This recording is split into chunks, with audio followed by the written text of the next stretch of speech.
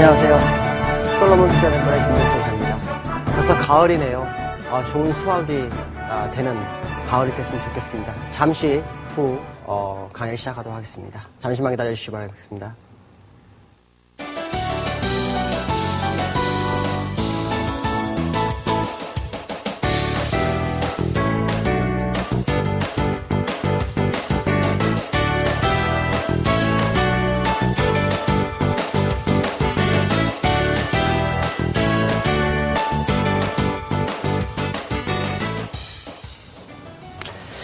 가을이 됐는데 상당히 좀 어려운 장이 지속이 됐고 그 다음에 이제 저점에서 다시 올라오는 모습이 있었습니다. 여러분들 아마 제 시황을 계속해서 아침마다 보신 분들은 잘 대응하셨으리라 믿습니다. 그렇지만 지금 시장이 계속해서 상승할 것이냐에 대한 부분을 우리는 다시 한번 봐야 되기 때문에 오늘 나왔습니다. 사실은 지난주 월요일 날 오려고 했었는데 어떻게 상황이 좀 여의치 않아서 오늘 나오게 됐습니다. 그렇지만 저점 대비로 주가가 올라왔어도 지금의 위치는 상당히 메리트가 있는 자리이기 때문에 여러분들한테 오늘 시황을 통해서 9월 전망과 또 가을에 좋은 결과를 가져올 수 있도록 오늘 시황을 한번 해보도록 하겠습니다. 지난번에 제가 여러분들 이번에 시황 나왔을 때 말씀드린 것 중에 하나가 이번에 이제 주가가 한번 급격하게 하락을 해야만이 주가는 상승할 수 있는 공간이 있습니다. 추가적 상승이 상당히 어렵다라고 말씀드렸고 그 시점에서 제가 여러분들한테 여러 가지 경우수를 아마 말씀드렸을 겁니다. 그 중에서 이제 첫 번째로 여러분들한테 말씀드린 것 중에 하나는 미국이 이제 주가를 하락시키기 위해서는 명문적 하락이 있어야 되고 그 명문적 하락이라는 것은 결국 양적 완화를 하기 위한 하락이 있을 거다라고 말씀드렸었죠. 근데 결국 제 예상대로 일단 미국은 하락했다가 올라오고 있는 모습입니다. 시장에 상당히 공포스러운 장을 만들어서 투자가 들어가면 어렵겠지만 저의 시황을 잘 보신 분들 입장에서는 대응이 어느 정도 됐으리라 믿습니다. 물론 너무 급격히 빠졌기 때문에 그 빠진 거에 대해서 견디지 못하신 분도 좀 많으리라 보고 있습니다. 그렇지만 지금의 위치에서 우리가 어떻게 대응해야 될지에 대해서 생각을 해봐야 되겠고요. 과거의 얘기를 좀 해보고 넘어가도록 하겠습니다. 지난번에 제가 여러분들한테 말씀드린 것 중에 하나가 미국은 양적 완화를 다시 한번 하기를 원한다라고 아마 제가 언급해드렸을 겁니다. 그렇죠? 이 양적 완화라는 것은 사실 QE가 몇 번 있었습니까? 2번 있었죠. 2번 있었습니다. 이 2번이 있었지만 사실은 돈은 풀렸는데 돈이 유동성이 멈춰있는 상태였습니다. 기업들이 향후 실적 전망에 약간 안 좋을 거라고 예상해서 돈을 쥐고 있었고 은행에서도 역시 돈을 쥐고 있는 상태에서 유동성이 있었지만 결국에 와서는 주가에는 많은 도움을 못 줬다라고 보고 있습니다. 그러고 난 다음에 그리스 문제가 터졌고 유로존 문제가 계속 불거지면서 시장은 어렵게 됐고요. 또 미국은 그거로 인해서 주가가 상승을 어렵게 하는 모습이 계속 있었습니다. 결국에는 양적 완화에 대한 부분이 상당히 좀 중요했던 부분이고 이거의 세 번째를 할 것이다 라고 아마 제가 여러분들한테 예측을 해드렸었죠. 이것을 하기 위해서는 여러 가지 전제 조건이 있어야 한다고 말씀드렸었는데 첫 번째는 지표가 안 좋아야 된다라고 아마 제가 계속 말씀을 드렸죠. 지표가 안 좋아서 주가를 하락시키는 원인이 되고 그거로 인해서 시장이 상당히 불투명성을 가져와야 된다고 말씀드렸었고 두 번째로는 양적 완화를 하기 위해서는 채무 한도가 확대돼야 된다. 그래서 의회에서 그것이 통과되는지를 보셔야 된다라고 말씀드렸는데 통과가 됐죠. 세 번째로는 실질적으로 투자가들로 하여금 양적 완화를 요구하게끔 만들어야 된다라고 말씀드려서 그때 말씀드린 것 중에 하나가 뭐였냐면 국가 신용 등급, 미국의 국가 신용 등급이 AA 정도까지는 밀려날 수 있다라고 아마 그때 말씀드렸을 겁니다. 결과적으로는 국가 신용 등급이 하락하면서 미국은 급격한 하락을 줬고 국내장도 역시 주가를 제가 항상 지수는 말씀을 잘 안 드렸습니다만 차트상으로는 추세 하단, 월봉상 하단까지 가야 된다라고 말씀드렸는데 그 지점은 1600대였습니다. 결국에서 아마 제 차트를 월봉상 보신 분들은 아마도 1600 정도 올 거라는 걸 예상을 하고 아마 있었을 것이라고 믿고 있습니다. 물론 아침 방송에서는 1650대까지를 밀릴 수 있다고 언급을 한번 해드렸었고요. 어쨌든 이 세 가지가 됐습니다. 그러고 난 다음에 어떻게 됐습니까? 주가는 폭락을 했고 이것을 다시 살리기 위해서 한 것이 뭡니까? 오바마 대통령이 요번에 9월 5일 날 어떤 얘기를 할지 이 부분 하나와 이전에 있었던 게 뭡니까? 벤 버냉키 의장. 벤 버냉키 의장이 잭슨홀에서 무슨 얘기를 할 것이냐에 대한 부분입니다. 그렇죠? 잭슨홀에 대한 부분도 아침에선 제가 뭐냐면 not bad 이상은 될 겁니다 라고 말씀드렸습니다. 왜 그러냐면 주가가 폭락을 했기 때문에 벤 버냉키 의장도 엉뚱한 말을 할 수 없는 만큼의 여론이 형성이 되어 있는 상태였다는 거죠. 그때 중요하게 생각한 것은 뭐냐면 여기서 어떤 결과가 나올 거냐에 대한 부분이었는데 결과가 나오지는 않았습니다. 왜 그러냐면 FRB 의원들 중에는 매파가 있고 그 다음에 비둘기파가 있습니다. 비둘기파는 온건주의적이죠. 잘 되기만을 바라는 거고 매파는 그렇지 않습니다. 그래서 이들이 이제 의견이 조율이 되지 않았습니다. 왜냐하면 FOMC는 만장일치가 원칙입니다. 그렇기 때문에 누구 하나 반대를 하게 되면 정책을 할 수가 없는 상황이었죠. 잭슨홀에서 벤 버냉키 의장은 양적 완화에 대한 경기 부양, 양적 완화는 아니더라도 적어도 양적 완화에 준하는 경기 부양을 할 수 있게끔 어떻게 한다 그랬죠? 9월에 있는 FOMC를 9월 20일 정도에 있는 FOMC를 2일에 걸쳐서 한다고 그랬습니다. 그렇죠? 그것이 시장에는 뭐가 됐습니까? 호재로 작용하고 주가를 끌어올리는 원동력이 됐습니다. 그렇죠? 왜? 일단은 양적 완화를 할 수 있는데 기간을 이틀이나 둬서 한다고 그랬습니다. 어저께 미국이 하락했다가 다시 상승했는데 그 이유가 뭐였냐면 바로 이 FOMC, 8월 FOMC에서 회의록이 공개가 됐죠. 그 공개했을 때 뭐였냐면은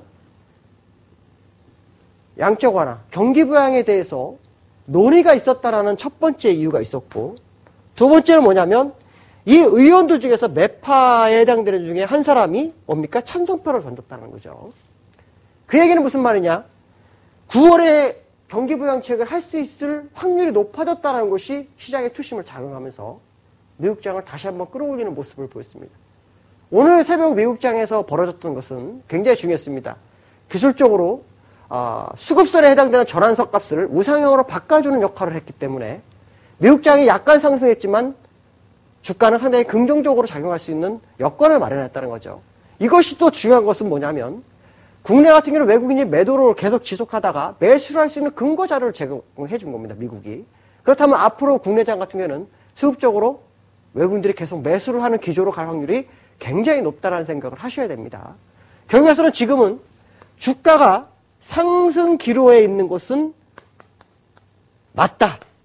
상승 기로에 있는 것은 맞다라는 대전제를 가지고 접근하는 것이 맞습니다. 눌림지언정 주가를 받아야 되는 그런 상황이죠. 일부 증권사에서는 지금 시장이 불마켓에서 베어마켓으로 변경됐다고 그러는데 저는 그렇게 절대 생각하지 않습니다.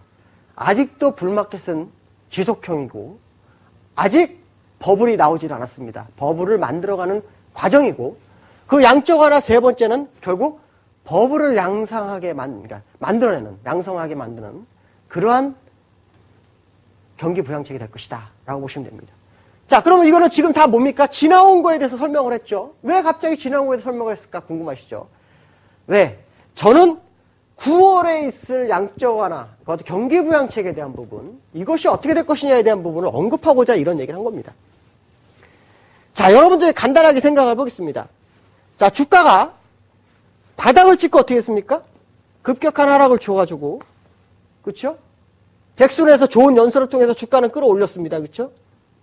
그러면 9월 마지막 주에 있는 2일 동안의 FOMC에서 경기 부양책이 만약에 여러분 나온다면 주가는 어떻게 됐습니까? 유동성을 풀어주는, 지금까지는 유동성이 멈춰 있었지만 유동성을 풀어주는 정책을 할 거라는 거죠. 그렇죠? 예를 들어서 뭐 채권, 장기 채권을 사가서 장기 채권에 물량 들어갔던 사람들을 빠져나갈 수 있는 기회를 주고 그걸로 유동성을 해서 주식을 올리고 뭐 이런 식이 될 수도 있습니다. 그렇죠? 아니면 고용 창출, 오바마 대통령이 5월 9월에 있는 것은 아마 고용 창출 쪽으로 포커스를 맞출 확률이 없습니다. 오늘도 고용 지표가 나오죠. 이런 쪽으로 시장을 맞출 거라는 겁니다. 자, 그렇다면 우리가 여기서 중요하게 생각해야 될 것은 주가가 계속 올라가서 9월 20일까지 올라간다면 양적 완화가 될 경기 부양책을 할까에 대한 의구심을 가져야 됩니다. 무슨 말이죠? 앞에서 제가 재전제를 얘기했습니다. 양적 완화나 경기 부양책을 하기 위해서는 지표가 나빠야 되고, 그쵸? 그 다음에 뭐라 했습니까? 주가가 폭락을 해야 되고요. 그쵸? 또 물론 뭐 채무 한도는 이제 확대했으니까 이거 볼 것도 없겠지만, 이런 두 가지가 돼야 됩니다. 근데 9월 20일 경기부양체가 될 거다라는 기대를 가지고 주가를 만약에 계속 끌어올리면 이 시점에서 FOMC 의원들 중에서 일부 매파는 찬성표를 안 던질 수도 있죠. 주가가 이렇게 좋은데 뭐하러 던지냐라고 하는 의구심을 내품을 수도 있고, 경기부양책이 어떻게 됩니까? 연장될 수도 있습니다. 그렇다면 9월 달은 어떻게 될 것이냐에 대한 것을 본다면 결국 9월 달도 변동성 장세가 올 것이다 라는 생각을 해보셔야 됩니다. 무슨 말이냐? FOMC 전에 다시 불투명성이 시장에 대두되면서 주가를 끄집어 내려야 될 확률이 높습니다. 물론 추세는 뭡니까? 추세는 아직도 상승이 내년 3월에서 4월까지 진행이 될 거다라는 전제하를 두고 보는 게 기본 원칙이고, 다만 경기부양책을 FOMC에서 하기 위해서는 주가가 20일까지나 계속 올라가서는 절대 안 된다는 거죠. 그 사이에 뭔가가 터져야 됩니다. 다시 한번. 그래서 불확실성으로 커지면서 안전자산으로 또 옮겨가고, 그거로 인해서 VIX, 공포지수가 올라가는 모습이 또 나와야만이 매파 중에 한 명이 돌아섰더라도 나머지 매파가 찬성표를 던지는 여론을 형성해야 한다는 거죠. 그렇다면 9월은 뭐 됩니까? 장 초반에는 상승을 유지할 것이고 중간에는 누를 확률이 상당히 높다라는 결론이 있습니다. 그러면 여기서 우리가 결론적으로 그런 결론이 만약에 온다면 주가가 혹시라도 경기부양책을 유도하기 위한 여론을 형성해서 주가가 만약에 급격하게 하락한다면 여러분들은 어떻게 될까요? 그거를 매수의 포인트로 잡는 거죠. 이번에 뭐 저점 못 따라갔거나 힘들었던 분들, 그런 분들 입장에서는 상당한 기회가 다시 한번 올 수도 있는 기회가 9월이 될 수 있다라고 판단하고 있습니다. 그때는 또 더블딥을 상당히 많이 주장하겠죠. 그래서 더블딥은 아직은 안 옵니다. 더 상승을 해야 됩니다. 지금 위치에서는 절대 그런 일이 없습니다. 오히려 상승을 상당폭 가져가야 될 거라는 거죠. 그러니까 결국 와서는 지금 뭡니까? 주가가 상승을 하고 있지만 이 상승이 9월을 한 달 내내 상승일 거라는 생각은 약간 생각을 접으실 필요성이 있습니다. 상승은 일단 9월 중반 정도까지 상승할 확률이 높고 9월 이후에 다시 한번 시장을 흔들 수 있다라는 생각을 해보셔야 될 것 같습니다. 왜냐하면 FOMC는 뭐라 그랬죠? 제가 아까 만장일치라고 했습니다. 만장일치. 만장일치가 돼야 되는데 아직도 반대자가 있습니다. 그 반대자들이 누구한테 요구를 받아야 돼요? 여론. 그렇죠? 여론을 누가 만듭니까? 투자가들. 결국 투자가들이 수익이 날 것 같처럼 9월이 계속 상승하면서 따라붙은 사람들이 다시 한번 손실이 나면서 주가가 끄집어내리는 모습이 나왔을 때 그때가 경기부양책이 될 확률이 상당히 높다. 그러니까 결국 9월 달도 8월만큼 높은 변동성이 아마도 올 확률이 상당히 높습니다. 그렇지만 어쨌든 9월 5일, 그렇죠? 9월 5일 오바마 대통령 연설은 까지는 아마 상승이 지속될 확률이 높습니다. 왜냐하면 지난번에 잭슨홀에서 오바마 대통령한테 뭐 했습니까? 공을 버냉키가 던졌죠. 그렇죠? 던진 상태가 됐기 때문에 오바마가 뭡니까? 뭔가를 해야 됩니다. 오바마 대통령이 할 수 있는 것은 뭐냐? 고용 창출에 대한 얘기가 상당히 많이 나올 겁니다. 고용 창출을 위한 경기부양책. 아마 그러한 내용이 나올 확률이 높습니다. 그러니까 결국에는 시장에서 문제가 되는 것 중에 하나가 뭡니까? 고용지표. 또 어저께는 소비자 신뢰지수 굉장히 안 좋았었죠. 그러니까 이런 것들이 지표가 안 좋은 상태를 유지하다가 이거에 대한 어떤 풀어줄 수 있는 정책이 나와야 될 확률이 상당히 높다라는 생각하시면 일단 시장에 대한 기본적인 시장 전체적인 흐름에 대한 부분은 보셔야 됩니다. 또 지금 뭐 유럽에서도 문제가 좀 아직도 대두되고 있죠. 여기서 우리가 만약에 주가가 추가적으로 상승하려면 유럽에서 우리가 나와야 될 것 중에 하나가 유로본드입니다. 유로본드. 유로본드라는 것은 유로의 채무를 하나로 다 묶어버리는 그런 역할을 하게 되죠. 그랬을 때 가장 문제가 되는 것 중에 하나가 프랑스하고 어딥니까? 독일이 됩니다. 왜냐? 지분이 굉장히 크기 때문에 채무를 하나 묶어버리게면 지분 큰 것만큼 채무가 늘어나니까 그렇지 않아도 채무는 그렇게 많지 않은데 채무를 더 떠안는 다른 나라 때문에 더 떠안는 문제가 발생하죠. 그러니까 프랑스하고 독일은 반대를 하는 그런 강력 반대를 하는 상황입니다. 그렇죠? 그렇지만 결국에 가서는 어떻게 될 거다? 유로본드와 유사한 뭔가를 형성할 확률이 상당히 높다는 거죠. 그럼 시장은 일단 안전 베이스로 갈 수 있는 상황이 연출될 수 있을 거다. 결국에서는 주가가 본격적인 상승을 다시 한번 시점은 결국 뭐다? 9월 말부터 시작해서 10월 초순부터 진행될 확률이 굉장히 크다라는 걸 여러분 생각하셔야 될 겁니다. 자, 여기다 우리가 또 하나 여러분들한테 시장에서 나는 상승할 거야 라는 부분을 미리 알려준 게 있습니다.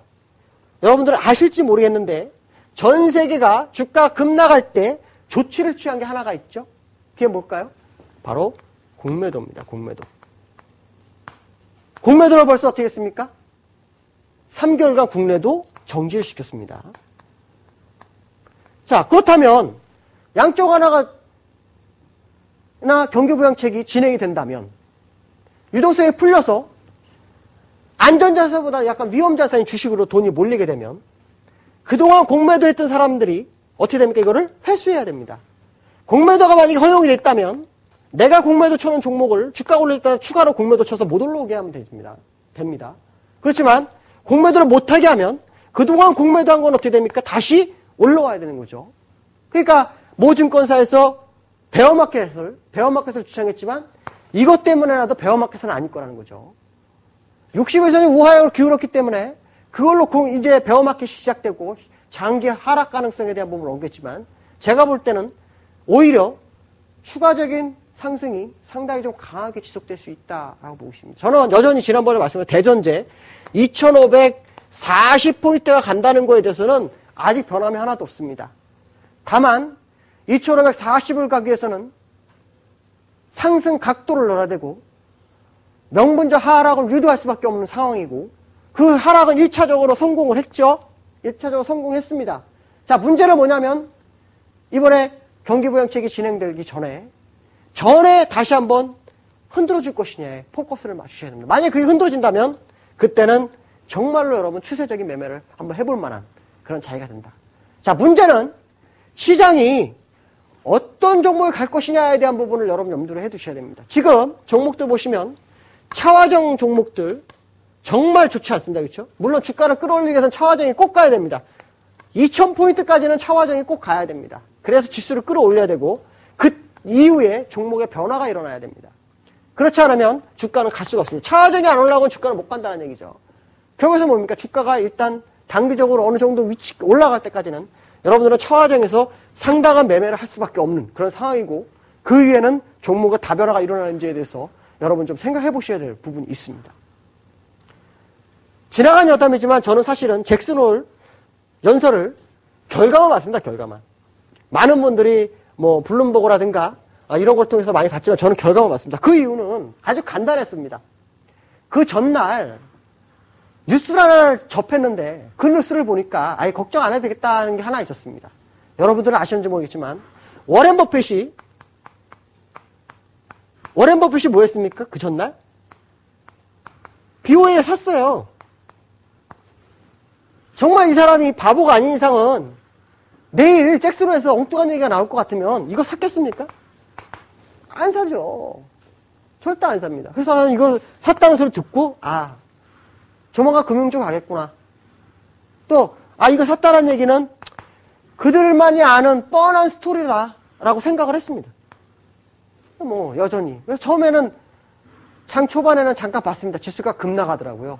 그래서 그냥 뚜껑 닫아버리고 그냥 잤습니다. 항상 HTS 열어놓고 새벽에 눈 떠서 봤다가 잤다 하는 걸 했는데 그냥 안 봐버렸습니다. 아침에 봤더니 플러스가 딱 돼 있더라고요. 그래서 그러면 그렇지 하고 행가를 봤습니다. 행가를 봤더니 역시 예상됐던 내용들이 그대로 나왔습니다. 결과서는 지금은 시장을 주도하는 주도자가 시장을 굉장히 흔들 수밖에 없는 그런 상황이다라는 거죠. 그러면 지금의 상승이 의외의 상승이 발생했기 때문에 국내장에서도 메이저들이 준비가 안 됐던 겁니다. 미국이 그렇게 계속 급등할지는 몰랐죠. 그러니까 지금에 와서 어떻게 됩니까? 매수를 하려니까 힘이 든 겁니다. 그러니까 국내장 같은 경우는 미국보다 더딘 이유가 바로 그겁니다. 캔들이 2개 정도가 벌어지고 있죠. 그 이유가 뭡니까? 설마 하다가 올라오니까 이제는 어쩔 수 없구나 해서 같이 올리는 그런 상황이 돼버렸다는 생각을 하시면 될 것 같습니다. 중요한 것은 이제 추석이 다가오고 있고 또 9월 한 달 어떻게 대응하느냐. 자, 이거에 대한 부분을 생각해야 한다는 거죠. 자, 차트를 한번 가보도록 하겠습니다. 자, 차트를 보시면 자, 지금 제가 띄워놓은 것은 미국 월봉입니다. 월봉. 자, 다우지수 이 월봉 제가 항상 그려놓고 계속 그것만 활용한다고 제가 말씀을 드리고 있죠. 지금 다우차트 월봉 오시면 제가 지난번에 제시했던 게 요 자리입니다. 요 자리. 요게 1400 정도 되죠. 400에서 500 사이. 자, 그 지점은 틀림없이 왔다 가야 된다. 왜? 미국은 규칙이 하나 있는데 항상 상승할 때는 우리나라하고는 좀 다릅니다. 우리나라 같은 경우에는 메이저들이 우리나라가 미국 시장보다 적어서 그런지 몰라도 메이저들이 돈의 힘에 의해서 많은 영향을 주는데 미국 같은 경우에는 항상 상승 각도가 이런 식으로 잡히면 이렇게 누우면서 요 끄트머리에서 세 번째, 요 끄트머리에서 세 번째 이런 식으로 주가를 끌어냅니다. 그러니까 결국에서는 파동적으로 이런 식으로 가는 상황이기 때문에 더 상승할 각도가 제가 계속해서 없다 그랬습니다. 상승 각도를 주기 위해서는 눌렀다가 다시 이렇게 올라가야 한다고 말씀드렸고 그것은 제가 8월과 9월 사이에 뭐가 나와야 된다? 저점이 출현을 해야 된다라고 아마 그때 제가 언급해드렸던 기억이 있습니다. 그 차트를 다시 한번 보도록 하겠습니다. 자, 월봉 차트를 보시면 어떻게 됐습니까? 이런 식으로 올라갔죠. 자, 1차적으로 올라갔고 다시 이 끄트머리에서 올라갔고 다시 끄트머리에서 이렇게 세 번째가 되면서 상승 각도가 전혀 없던 그런 상황이었습니다. 오버슈팅이 잠깐 있었지만 결국에서는 더 이상 갈 수 없는 공간을 만들었고 그거를 해서 내려오는데 그때 제가 말씀드린 것 중에 하나가 음운과 양운에 대한 부분을 설명했던 기억이 있습니다. 자, 양운의 요철 부분이 현재 요 자리였기 때문에 요 자리가 8월, 9월의 변곡점이고 국내는 7월의 변곡점이라고 그랬습니다. 그래서 8, 9월에 여기서 어떻게 됐습니까? 저점이 출현하고서 주가를 끌어올리면 된다. 그래서 상승 각도가 높아졌기 때문에 요번에 상승은 어디까지다? 제가 말씀한 것처럼 지난번 전고점까지 가기 위한 상승 각도를 열어야 된다라고 말씀을 아마 드린 기억이 있습니다. 자, 그 시점에서 만약에 주가가 계속 상승한다면 다음 변곡점이 나오는 자리가 요 자리입니다. 약 8개월 뒤에 딱 나옵니다. 그러니까 내년 3, 4월까지는 시장이 견조한 상승을 가져올 수 있다. 그러나 적어도 9월 달에만큼은 우리가 위험을 감수하는, 조심해야 되는, 그러나 그 위험을 우리는 즐겨야 되는 장이 올 수도 있다라고 생각하시면 되겠고 시장에서 뭐 더 올라갈 수 있는 공간이 제한되어 있습니다. 이거는 이제 베어마켓으로 갑니다. 그걸 너무 믿지 마십시오. 왜 제가 그런 말씀을 100%라는 걸 얘기하고 싶어서 그런 게 아니라 만약에 그런 장이 온다면 더블 딥이라고 계산을 해야 되겠죠. 만약에 그런 장이 온다면 그죠? 그러면 더블 딥으로 간다 그러면 과거에 미국장이 6,500이었습니다. 10,000포인트에서 내가 손절한다 한들 4,000포인트는 내가 다시 어떻게 할 수 있습니까? 세이브를 칠 수가 있습니다. 그렇죠? 손절을 쳤더라도 그러면 현재 물량의 어떻게 됐습니까? 적어도 40%에서 50%가 더 늘 수 있는 기회가 생긴다는 얘기니까 손절을 치더라도 어떻게 되면 여기는 대응을 해볼 만한 자리라는 얘기죠. 그러니까 두려워할 이유는 전혀 없는 겁니다. 그렇기 때문에 현재에서 만약에 눌린다면 매수 대응하는 것이 더 맞다라고 보고 있습니다. 물론 일단 오바마 대통령이 있는 연설 그 기간 동안 상승은 아마 지속될 확률이 상당히 높다라고 말씀드릴 수 있습니다. 자, 일봉 상황 제가 아까 처음에 말씀드릴 때 뭐라 그랬습니까? 자, 일봉에서 미국장 오늘 새벽에 끝난 거는 굉장한 의미를 부여한다라고 아마 말씀드렸을 겁니다. 자, 그 의미가 무엇이냐? 제가 가끔가다 여러분들한테 그런 얘기를 할 겁니다. 어떤 얘기를 하냐면 수급선에 대한 언급을 많이 했습니다. 수급선. 자, 수급선에 대해서 말씀드리는데 우리가 수급선을 보면 이평선에서는 단기선 5일선, 중기선 21선, 약간 장기는 60에서 121선이 있습니다. 그렇죠? 자, 이거는 이제 뭡니까? 종가의 평균가에 대한 부분이라고 그랬죠. 그렇죠? 그러니까 뭡니까? 변화가 단기선은 무쌍합니다. 그렇죠? 변화가 상당히 무쌍합니다.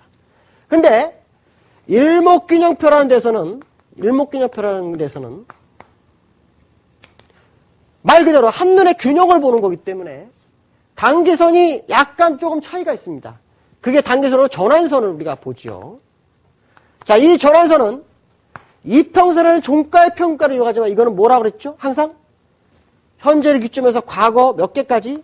9개까지의 캔들 중에서 최고가와 최저가를 더해서 2로 나눈 값이라고 제가 계속 얘기를 하죠. 그렇기 때문에 최고가가 변화가 있다든가 최저가가 변화가 있을 때만이 시장의 방향성에 대한 것이 나옵니다. 그렇기 때문에 전환선 값이라서 수평이 돌아가면 매수 매도가 균형을 이룬 상태이기 때문에 일반적으로 전환선을 기점으로 중심으로 움직이는 경우가 상당히 많습니다. 그러나 주가가 급격하게 빠지면서 저점을 붕괴하게 되면 전환선 우하향을 떨어지면서 어떻게 됩니까? 주가는 급격한 하락을 하면서 매도세가 시장을 지배합니다. 그래서 매도세가 득세하는 모습이 나오죠. 근데 주가가 하락하다가 전환선의 주가가 하락하다가 어느 순간 수평이 오고 그 다음에 우회의 상황에 갈 때는 매도세가 팽팽한 상황을 맞서게 되고 매도세가 지게 되면은 전환선까지 올라오면서 매수 득세가 됩니다.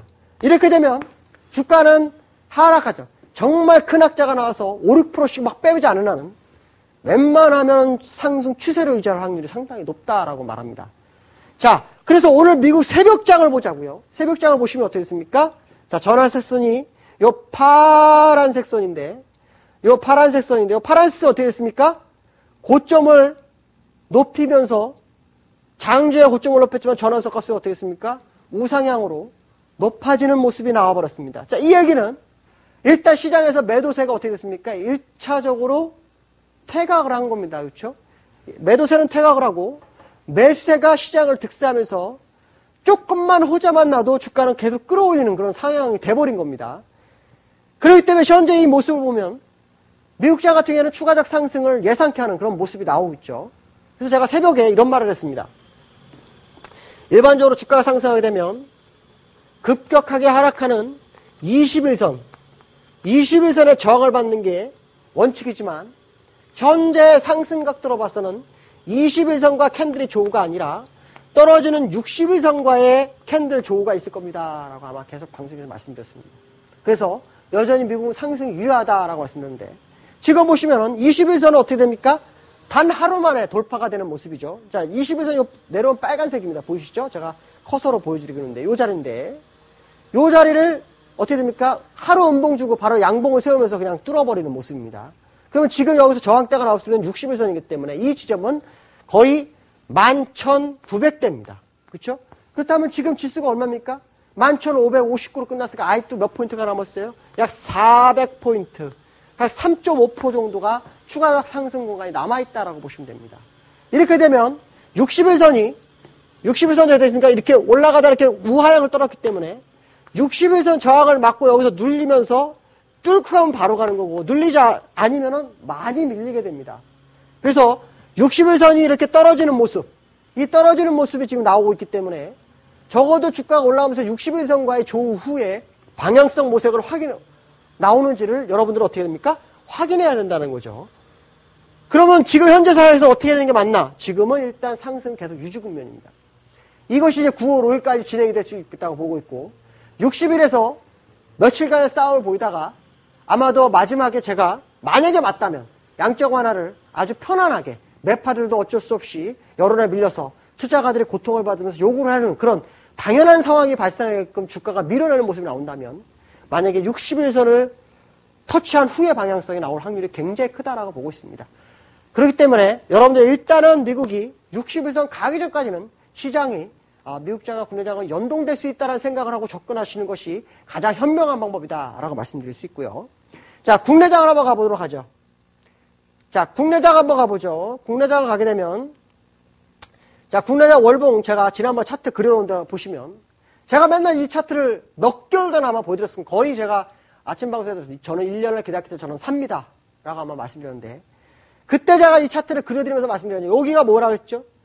여기서 출발한 거를 추세대를 만들어 상승 추세대를 만들어서 주가가 여기서 고점을 다 맞고 떨어졌기 때문에 지금 보시면 원래 파동이 이렇게 갔다가 두 번째 파동 나왔다 가야 되는데 여기서 정말 힘으로 끌어올렸다는 거죠. 그래서 두 번째 저점이 없었기 때문에 지금 저점은 상승 파동 중에 두 번째 저점이기 때문에 이것이 만약에 제 예상대로 두 번째 저점이 맞다면은 고점이 한 번 더 나와야 되는 위로 고점이 한 번 더 나와야 되는 상황이 발생해야 되죠. 그렇다면 그 얘기는 무슨 말이냐?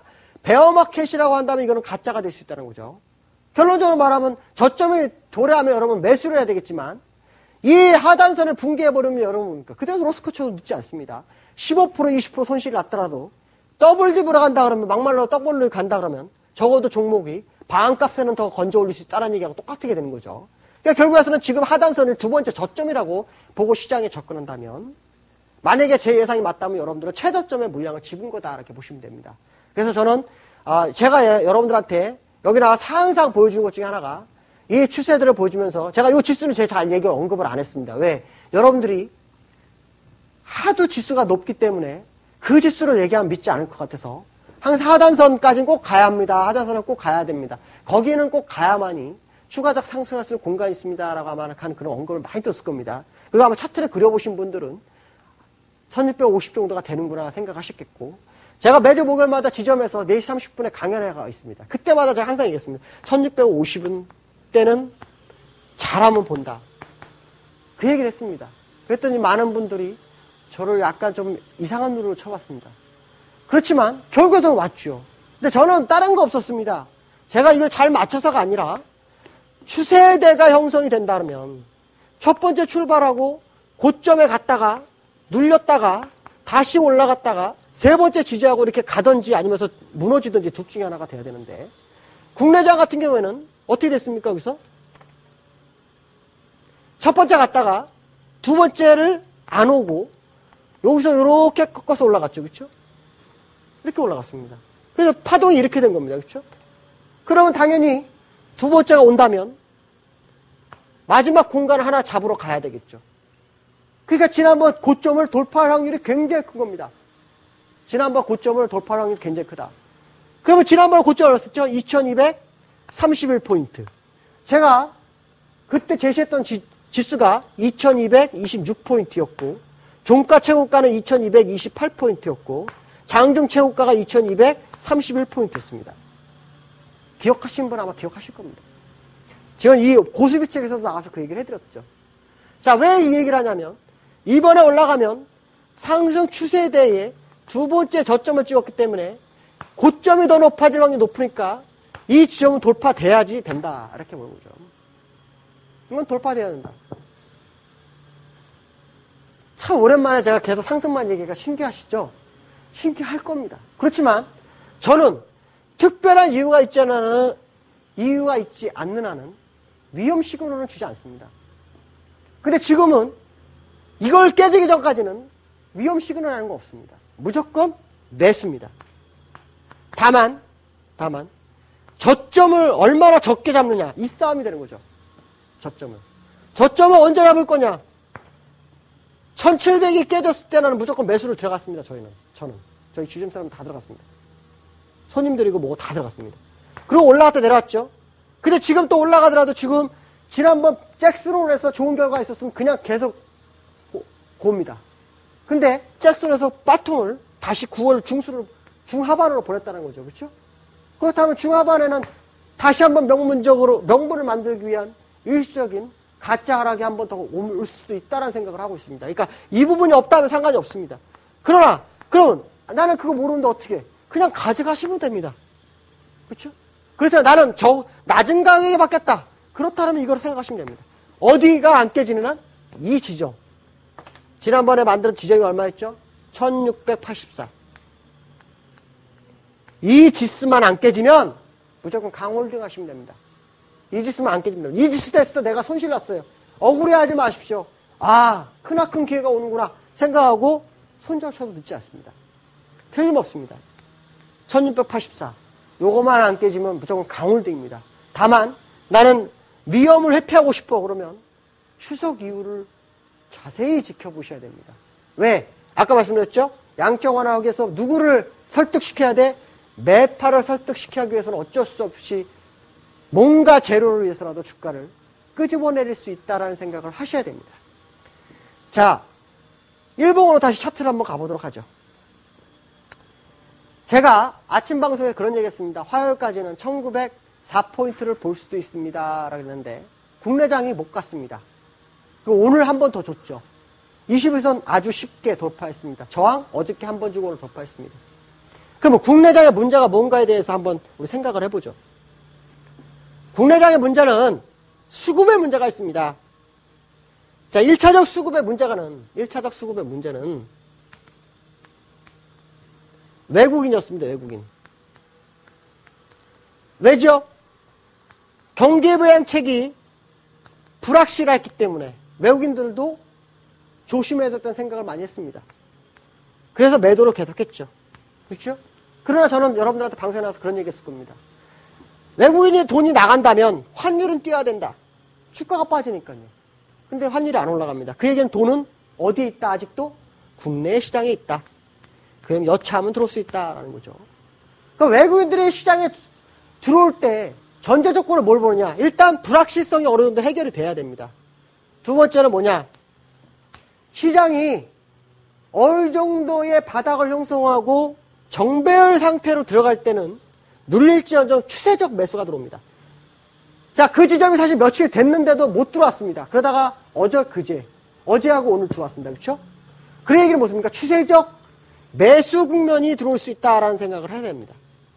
그렇다면 일단 수급적으로는 꼬인 게 풀렸다라고 보는 거죠. 자, 여기서 우리가 문제가 되는 것 중에 하나는 외국인이 수급을 문제가 만들었다가 풀고 있지만 지금 국내 기관이 문제입니다. 국내 기관이 계속 현물에서 솔직히 이런 표현 쓰면 죄송합니다만 회방을 놓고 있습니다. 회방을. 왜 그러죠? 지난번에 폭락할 때 로스컷을 쳤거든요.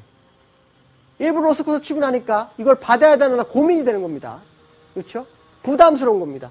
그래서 기관들도 어떻게 합니까? 확실성을 못 갖고 올라올 때마다 물량을 줄이면서 자꾸 시장을 어떻게 견제를 하고 있는 상황입니다. 이것을 풀어줘야 됩니다. 이걸 풀어주는 방법 하나는 베이시스 해결을 해서 베이시스가 해결되면서 뭐가 돼야 됩니까? 프로그램 매수가 들어와야 됩니다. 그렇게 되면은 뭐가 생기죠? 사도 안전판이 있기 때문에 밀어붙일 힘이 강해집니다.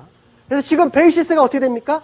오늘 어제 그래서 풀라고 굉장히 노력을 하면서 결국 오늘은 프로그램 매수를 유발시키는 그런 장을 형성했죠. 물론 막판에 베이시스가 나빠졌지만 어차피 지금 뭡니까? 이번 주 만기는 다음 주 목요일 쿼드러블입니다. 그렇죠? 어차피 베이시스는 뭐로? 제로 가는 거기 때문에 다음 주가 되든 아니면 내일이 되든 이제 베이시스를 완전히 다시 회복시키는 거는 이제 며칠 남지 않았다는 거죠. 그러니까 본격적인 우리나라도 상승할 수 있는 기회를 맞이했다는 겁니다. 그러면 여러분들이 이번 만기에 도대체 어떤 수익을 내야 될까 아마 궁금해야 될 문제가 있는데 여기서 우리가 지금 시장에서 현물에 대한 수급에 대한 제가 얘기를 했죠. 선물에서 문제가 뭐냐에 대한 걸 아셔야 됩니다. 선물에서는 지금 지난번 변액보험이 아마 제가 알기로는 로스컷 현물을 쳤습니다. 그렇죠? 손실이 많이 났습니다. 근데 선물에서 보험이 누적으로 1만 개를 갖고 있습니다. 1만 개. 1만 개 넘게 갖고 있습니다. 1만 개가 얼마입니까? 1조죠. 그렇죠? 1조. 이게 지금 환매를 들어오냐 안 하냐 고민이 되는 자리입니다. 지금. 보험이 이번에 완전히 실수패를 했죠. 그러면 우리가 중요하게 생각해야 될 것 중에 하나는 결국 기관이 못 올라가니까 계속 매도를 쳐서 약간 뭐 우리가 속된 말을 해서 뭐 회방 뭐 이런 표현을 제가 썼지만 죄송스럽습니다. 그런 표현을 썼지만 어쨌든 시장은 우리 시장 아닙니까? 그렇죠? 그럼 기관이 지금 힘이 좀 돼줘야 되는데 기관이 그러면 귀환을 할 거냐에 대한 부분을 말한다면 귀환을 할 수밖에 없습니다. 이유는 간단합니다. 우리나라가 상승을 해야 되기 때문에 그거는 아주 그냥 원론적인 얘기인 거고요. 다른 게 아니라 지난번에 제가 그런 얘기 했습니다. 국내장을 바쳤던 건 누구였다? 기관이었다. 언제부터? 6월 14일부터. 그래서 제가 그때 여기서 뭘 했습니까? 2010포인트가 오면 한 받아볼 만합니다. 라고 했죠. 근데 2010포인트가 왔습니까? 안 왔죠. 지수가 내렸는데 2010포인트 왜 안 왔어? 그게 아니죠. 2010포인트가 어떻게 됐습니까? 갭으로 뛰어넘어 버렸죠. 그냥 뛰어내려가 버렸습니다. 그러니까 2010포인트 받을 기회를 아예 줘버리진 않았습니다. 그렇죠? 그러면서 제가 뭐라 했냐? 이게 깨지면 어디 간다? 미국이 1400까지 가기 때문에 1400에서 500 사이까지 가기 때문에 요 지점의 국내 지수가 뭐이다? 저점일 거다라는 그런 표현을 썼을 겁니다. 기억을 하시는 분들 정확히 하십니다. 여기 2010포인트가 안 왔기 때문에 오지 않고 그냥 갭으로 떨어졌습니다. 그렇죠? 그렇기 때문에 여기서 이 6월 14일부터 물량 받았던 그 물량에 대한 손실이 어마어마합니다. 결국에서는 뭡니까? 결국에서는 사서 더 끌어올릴 수밖에 없는 건 결국 뭡니까? 기관이 될 거라는 거죠. 그 얘기는 지금은 기관이 약간 위험해서 누르고 있지만 결국에서 외국인과 기관이 같이 뭐가 될 장이 온다? 쌍끌이장이 조만간 올 거라는 거죠. 그것이 만기 전부터 시작됐지. 자, 만기 이후부터 될지는 저도 모릅니다. 다만 현재 수급 동향으로 봤을 때는 기관은 끌어올릴 수밖에 없는 상황으로 가야 되기 때문에 쌍끌이장이 올 거고 아까 공매도가 어떻게 됐었죠? 3개월 동안 안 되기 때문에 주가가 끌어올리면 공매도 물량을 채워넣어야 되기 때문에 그게 다시 힘으로 주가를 끌어올리는 상황이 돼서 단기적인 급등 상태가 올 수 있는 부분이 있습니다. 다만 9월 중순 이후에 있는 FOMC를 맞추는 그게 약간 문제가 되겠지만 어쨌든 그러한 장이 올 거라는 거죠. 자, 기술적으로 우리가 차트를 한번 보도록 하죠. 차트를 보시면 제가 새벽에 6시 30분에 아침에 그 방송에서 시황을 합니다. 그때 제가 말씀드린 거를 다시 반복해서 말씀드리면 개파락이 2개가 나오고 난 다음에 주가가 반등 들어올 때 개파락 2번째를 메우고 내려오는 경우가 있고 그렇지 않을 경우에는 다시 개파락으로 떨어졌을 경우에는 그게 바닥일 확률이 상당히 높습니다라는 얘기를 제가 한번 한 적이 있습니다. 그래서 개파락이 여기서 하나, 둘, 3개가 존재했기 때문에 여기서는 제가 그날도 아침 방송에서 무슨 말씀 드렸냐면 공포로 사셔야 됩니다. 그냥 무조건 사시는 게 답입니다라는 표현을 제가 써드렸었습니다. 자, 왜 그 얘기를 했냐면 개파락이 있다라는 얘기는 다시 개파락을 메우러 간다는 얘기하고 똑같습니다. 근데 과거의 사례를 보면 개파락이 3개가 연장으로 나온 경우는 2007년도에 딱 한 번 있었습니다. 2007년도 10월달 정도 한 번 있었습니다. 그때 결국 개파락 3번째 거를 메우면서 급격한 상승을 줬고 전고점을 돌파한 경우가 있었습니다. 그것이 역사적으로 국내전에 한 번 있었습니다. 지금 이 자리도 역시 그러한 자리일 거라고 생각할 수밖에 없는 그런 모습이었죠. 그래서 어쨌든 지금 21선을 오늘 밟고서 양봉을 세운 모습이었기 때문에 적어도 61선, 아까 제가 미국 61선까지 조우할 수 있다 그랬는데 그 61선이 국내 같은 경우에는 2020, 현재 27이지만 시간이 흐르면 약간 내려오겠죠. 2015 정도까지는 무난히 안착할 확률이 상당히 높습니다. 물론 그 지점에서 어떠한 변화가 나올지에 대해서는 좀 더 생각해 봐야 되겠지만 어쨌든 지금 시장 상황으로 봤을 때는 추가적 2번째 갭, 지난번 요 자리죠. 여기 만들었던 요 자리를 메우러 가는 그런 상황이 연출될 거다라는 생각을 일단 기본 마인드로 가져가시는 것이 가장 좋다라고 말씀드릴 수 있고요. 자, 그 다음에 이제 옵션 만기입니다. 우리가 무엇을 할 것이냐에 대한 포지션 분석을 간단하게 좀 한번 해볼까 합니다. 지금 시장을 보시면요. 그 옵션 포지션이 굉장히 중요합니다. 물론 이번에 쿼드러블이기 때문에 선물까지 같이 봐야 되는 부분은 있습니다만 그래도 옵션이 뭐 지금 포지션이 100% 맞지는 않습니다. 항상 만기 전에 나오는 만기 하루 이틀 전에 나오는 포지션이 제일 중요합니다. 그렇지만 현재까지 포지션상으로 우리가 보게 되면은 250포인트 행사가 250이 중요한 구간으로 잡히고 있습니다. 250은 250 정도, 행사가 250이 중요한 가격으로 잡히는데 이 지점은 1930포인트 정도 됩니다. 그러니까 2050을 뛰어넘어갈지에 대해서는 저도 잘 모르겠습니다. 다만 현재 제가 차트상으로 공간 열린 것은 250 정도까지 열려있다라고 판단하고 있고요. 이것을 우리가 이제 옵션 포지션상으로 한번 보면요. 자, 콜에서 자, 외국이나 기관들의 모습을 쭉 보시면요. 240부터 계속 매수세가 252까지 있는 모습인데 외국인들이 247을 매도로 쳤고요. 그 사이에 기관도 쳐놨고 해지를 걸어놨습니다. 항상 과거 사례에서 100%는 아니지만 그래도 확률적으로 높은 경우가 매도를 쳐놓고 그 위에 해지를 거는 모습이 나오면 매도를 잠시 유보시키고 요 해지 건대까지 가는 경우가 상당히 있습니다. 그 모습으로 오면 지금 여기 250이 굉장히 중요한데 여기를 보니까 전부 다 뭡니까? 매수가 된 거죠. 그렇다면은 다시 회기는 250 밑으로 회기를 할 수 있어도 250은 한번 볼 수 있다라는 것을 시장은 누적치로 좀 알려주고 있다라고 보시면 되겠고요. 자, 오늘 주체상 모습을 보면 기관은 매도를 중심으로 잡았지만 외국인은 매수 쪽으로 잡았는데 기관들이 매도를 치면서 이 지점에서 매수를 했다는 거죠. 그렇죠? 그러면 이 매도가 신규 매도냐? 아닙니다. 이익 실현입니다.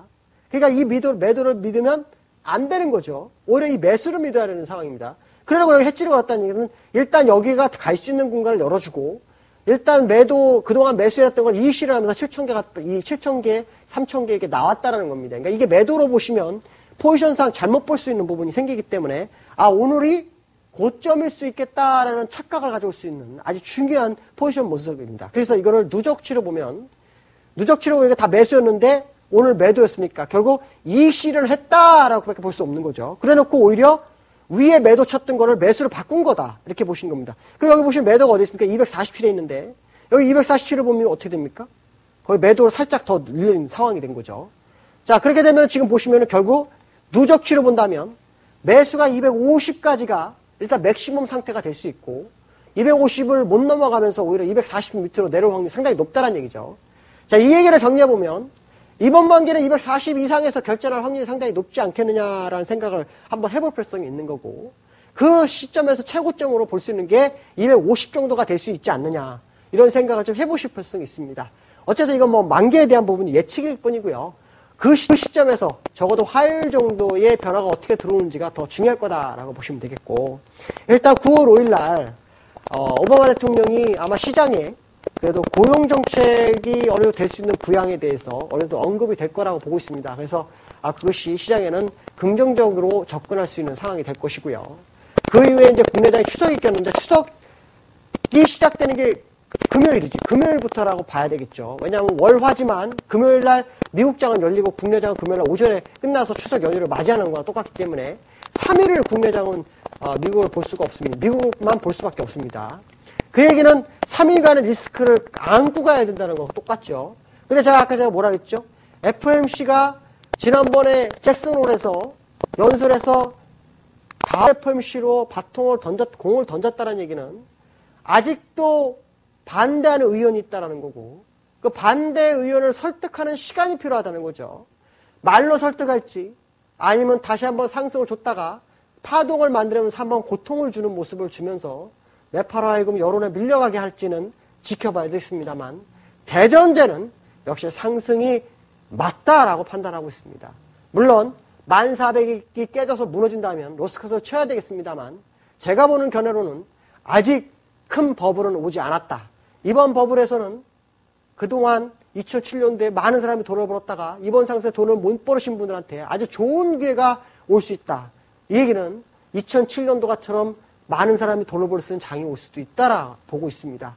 어쨌든 이번 9월 한 달은 다시 한번 변동성이 올 수 있다라는 것을 생각하시고 내가 대응하시기 어려우신 분 입장에서는 그냥 버티시면 되고 혹시나 주가가 밀린다 그러면 국내는 1684포인트가 무너지면 로스컷을 치더라도 버텨볼 필요성이 있다라고 말씀드릴 수 있고 현재 상황에서는 근심을 그렇게 할 필요가 없다라고 말씀드릴 수 있을 것 같습니다.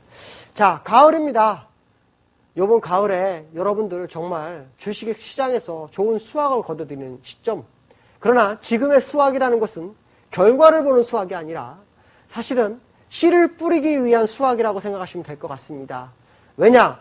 이번에 바닥에서 출발해서 제가 아까 말씀드렸죠. 정고점을突破한다면 여러분들한테는 그동안 실현, 주가가 급격하게 상승하면서 차화정만 갔던 그 시점을 잊어버릴 수 있는 그런 상승이 있을 수 있다라고 말씀드리고 자, 오늘 이렇게 힘들게 제 시황을 들어주신 분들께 감사드리고요. 또 오늘 차트 지워놓지 않은 스태프들에 감사드리고요. 여기까지 하도록 하겠습니다. 자, 감사합니다.